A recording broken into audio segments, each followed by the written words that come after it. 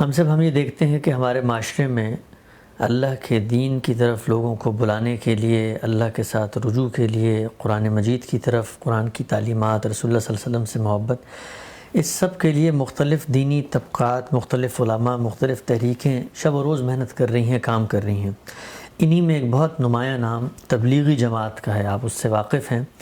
میں جاننا یہ چاہتا ہوں کہ تبلیغی جماعت کے اس پورے منہج کو، جس طریقے سے وہ کام کر رہے ہیں، جو اس کے اثرات اور ثمرات اور نتائج ہیں، اور یہ تحریک کے جو خد و خال ہیں، اس کو آپ کس نظر سے دیکھتے ہیں؟ بڑی محبت کی نظر سے، بہت عزت کی نظر سے، بڑے مخلص لوگ تھے جنہوں نے اس کی ابتدا کی۔ مولانا الیاس کی زندگی کے حالات اگر آپ پڑھیں تو معلوم ہوتا ہے کہ دین کا، ملت کا، مسلمانوں کا بحیثیت مجموعی، ان کے خاص طور پر نیچے کے طبقات کا ایسا درد ہے ان کے دل میں کہ آپ اندازہ نہیں کر سکتے اس کا۔ میں نے ایک واقعہ پڑھا، مولانا سید سلیمان ندوی نے بیان کیا ہے، معمولی شخصیت نہیں ہے وہ۔ علامہ اقبال نے سید صاحب کے بارے میں یہ کہا تھا کہ وہ خانوادہ علماء کے آخری چشم و چراغ ہیں، شبلی کے شاگرد، سیرت النبی کے مصنف۔ وہ بیان کرتے ہیں کہ میں ایک اسٹیشن پر بیٹھا ہوا تھا اور خیال ہوتا تھا کبھی کہ مولانا الیاس سے ملاقات ہو، تو اچانک میں نے دیکھا کہ وہ بھی اسی اسٹیشن پر تشریف لائے ہیں۔ انہوں نے مجھے بھی پہچان لیا، اور اس کے بعد یہ موقع دیکھ کر کہ دعوت پہنچائی جا سکتی ہے، اپنا درد دل بیان کرنا شروع کیا۔ تو اگرچہ الفاظ کو میں دیکھوں یا ان کے طرز بیان کو دیکھوں تو اس میں جو خوبیاں ہم تلاش کرتے ہیں، ربط و نظام دیکھتے ہیں یا کوئی فصاحت بلاغت دیکھتے ہیں، وہ کچھ تو نہیں تھا، لیکن درد ایسا تھا کہ میں بھی رو رہا تھا اور وہ بھی رو رہے تھے۔ تو جب اخلاص اس درجے میں ہوتا ہے تو اللہ تعالیٰ کی بھی بڑی رحمت اس پر نازل ہوتی ہے۔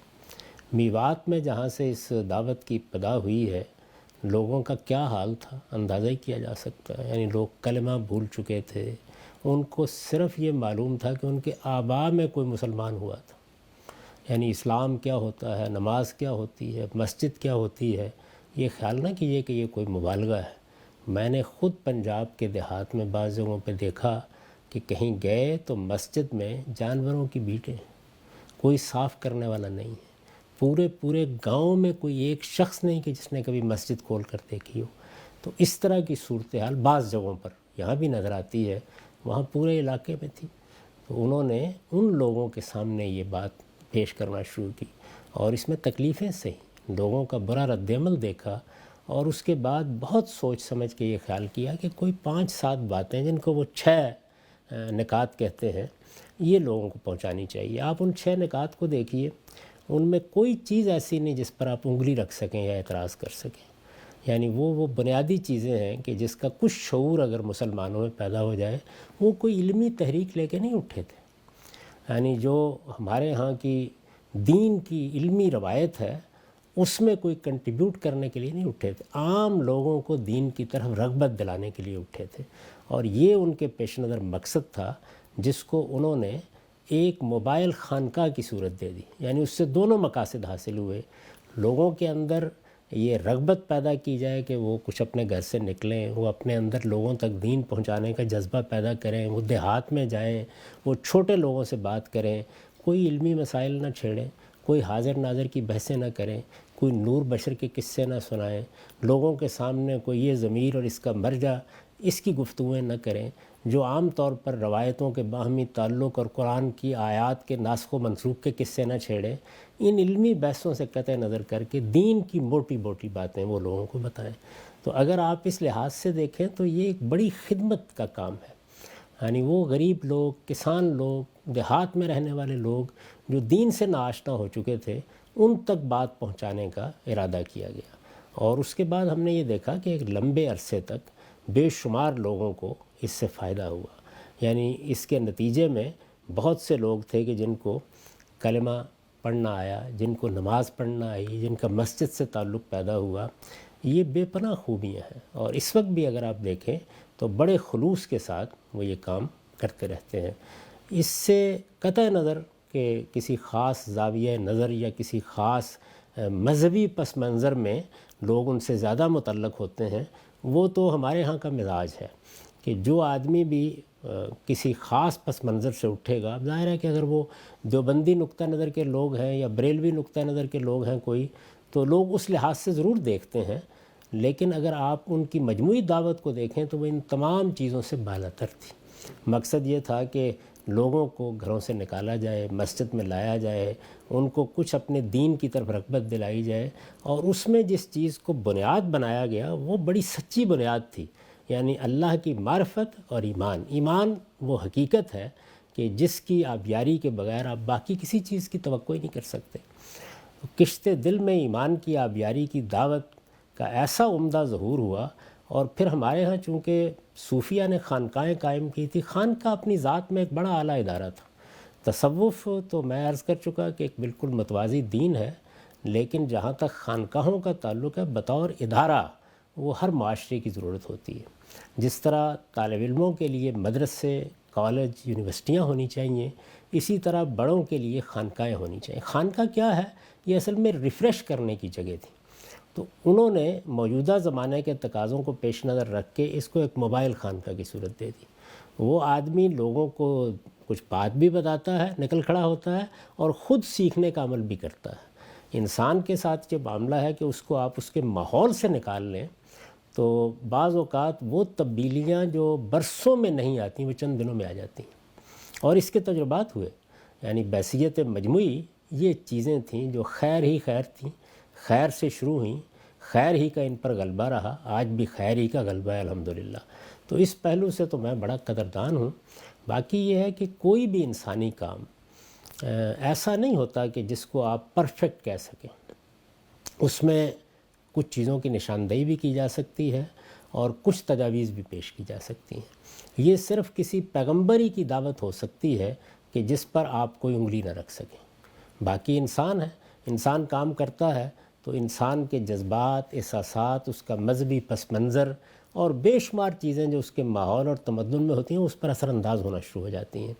اس لحاظ سے میں نے بارہا یہ کہا ہے اور پھر وہی بات دہرا رہا ہوں کہ 3 چیزیں ہیں جو بہت ادب، بہت احترام کے ساتھ ان کی قدر افزائی کرتے ہوئے میں نے ان کی خدمت میں پیش کرنا چاہیے۔ پہلی چیز یہ ہے کہ انہوں نے اپنی دعوت کی بنیاد، یعنی وہ 6 نکات زیر بحث نہیں ہیں، اپنی دعوت کی بنیاد اس چیز کو بنایا کہ مسجدوں میں کھڑے ہو کر کوئی کتاب پڑھ کے سنائی جائے گی۔ فضائل اعمال ہے یا تبلیغی نصاب ہے یا اس طرح کی کتابیں ہیں، ان کتابوں کو اگر آپ دیکھیں تو ان کی تمام بنا روایتوں اور قصوں پر رکھی گئی ہے۔ یہ بڑی ہی ناقص اور کمزور بنیاد ہے۔ اللہ تعالیٰ نے ہمیں اس کا پابند کیا تھا کہ ہم دعوت کی بنیاد صرف اللہ کی کتاب قرآن پر رکھیں گے۔ خود قرآن مجید نے یہ بتایا کہ ذکر بالقرآن من یخاف وعید، یعنی پیغمبر سے بھی یہ تقاضا کیا گیا کہ وہ لوگوں کو اللہ کی کتاب پڑھ کے سنائیں۔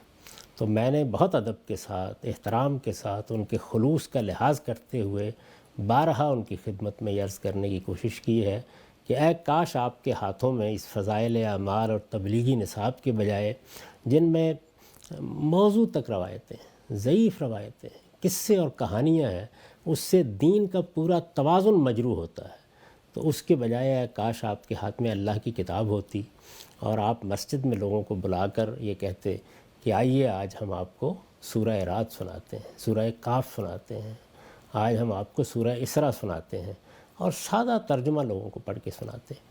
اس کے نتیجے میں لوگ دین کو اس کی اس شان کے ساتھ دیکھتے جس شان کے ساتھ وہ اللہ کی کتاب میں بیان ہوا ہے۔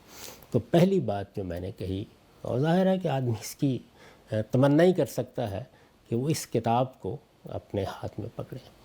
دوسری چیز جو اس معاملے میں عرض کی، اور وہی ان کی عزت، احترام، ان کے کام کی قدر کا لحاظ رکھتے ہوئے، وہ یہ کہ لوگوں کے اندر یہ خیال پیدا کر دینا کہ ان پر ایران توران کی ذمہ داری عائد ہو گئی ہے، ان کو ان کے قریبی ماحول میں متوجہ کرنا چاہیے۔ یعنی ایک عام آدمی کی حیثیت سے امریکہ، برطانیہ کی کوئی ذمہ داری مجھ پر نہیں ڈالی گئی۔ عام آدمی کی حیثیت سے، عام آدمی کی حیثیت سے میرا دائرہ میرا ماحول ہے، میرے بچے، میرے اعزاء، میرے اقربا، میرے دوست، میں جہاں کام کرتا ہوں، جہاں کاروبار کرتا ہوں، تو اس دائرے پہ کنسنٹریٹ کرنا چاہیے۔ اس میں بعض اوقات لوگ بہت غیر متوازن طریقے سے اپنے کاروبار، اپنی ذمہ داریوں، اپنی ملازمتوں کے تقاضوں کو چھوڑ کر، بعض اوقات یہاں تک کہ اپنی بیوی کو بیمار چھوڑ کر بھی نکل کھڑے ہوتے ہیں۔ تو اس سے جو دین نے توازن قائم کیا ہے فرائض، واجبات، ذمہ داریوں اور نوافل اور مستحبات کا، وہ مجروح ہوتا ہے۔ تو یہ چیز ہے جس کو لازماً لوگوں کے اندر پیدا کرنا چاہیے کہ وہ اپنے ماحول میں یہ خدمت انجام دیں، اس لیے کہ قرآن نے یہی کہا ہے کہ عام انسان کو تواصوا بالصبر، تحقق و تواصوا بالصبر، اپنے گرد و پیش کے ماحول میں ایک دوسرے کو نصیحت کرنی ہے، حق کی اور حق پر ثابت قدمی کی۔ تو دائرہ دعوت کو ایران توران تک نہیں پھیلنا چاہیے، بلکہ اس کا سارا عمل اپنے ماحول پہ ارتکاز کر کے ہونا چاہیے۔ اور تیسری بات جو عرض کی وہ یہ کہ یہ تو بالکل ٹھیک ہے کہ جو آپ 5-4 باتیں آپ نے منتخب کی ہیں، وہ ان میں کوئی ترمیم بھی ہو سکتی ہے، وہ کوئی پیغمبر کی بات نہیں ہے، وہ تو چلیے آپ نے اختیار کر لیا۔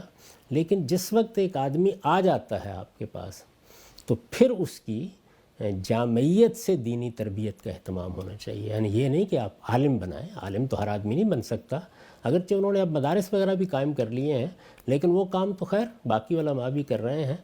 ایک عام آدمی کی حیثیت سے پورے دین سے اس کا تعارف ہو جائے، ایسا نہ ہو کہ وہ اپنی پوری زندگی کا محور وہی 6 نکات بنا لے اور باقی دین کے حقائق، دین کی فضیلتیں، دین کی ذمہ داریاں، دین کی حکمتیں، ان سے اس کا کوئی ربط پیدا نہ ہو۔ تو اس کا ایک جامع نصاب بنانا چاہیے۔ وہ ایسا نہیں ہونا چاہیے قصے کہانیوں والا، جس میں قرآن ہو، جس میں دین کی ایک جامع تعبیر ہو، اور اس کے ساتھ احادیث کا ایک اچھا انتخاب ہو جس سے لوگ گزریں، تاکہ ان کو یہ معلوم ہو جائے کہ ان کا پورا دین کیا ہے، اور اس کے ساتھ ان کے اندر یہ وسعت پیدا کی جائے کہ وہ فرقہ بندیوں سے اور تعصبات سے بالا تر ہو کر دین کی پوری روایت سے ایک عام آدمی کی سطح پر آشنا ہو جائیں۔ یہ تربیت کا اہتمام کرنا چاہیے۔ جب لوگ آ گئے ہیں تو اس کے بعد پہلے مرحلے میں تو وہی ٹھیک ہے، لیکن بعد میں یہ ضرور ہو۔ یہ 3 نکات ہیں جو میں نے ہمیشہ پیش کیے ہیں۔ اب آپ نے پوچھا ہے تو میں نے ان کو دہرا دیا ہے۔ باقی میرے دل میں ان کے کام کی بہت قدر ہے، بہت عزت ہے، ان کے جذبے کے لیے میں ان کو خراج تحسین پیش کرتا ہوں، اور جو اس کے اکابر رہے ہیں ان سب کو میں اپنے اکابر، اپنے بزرگ سمجھتا ہوں۔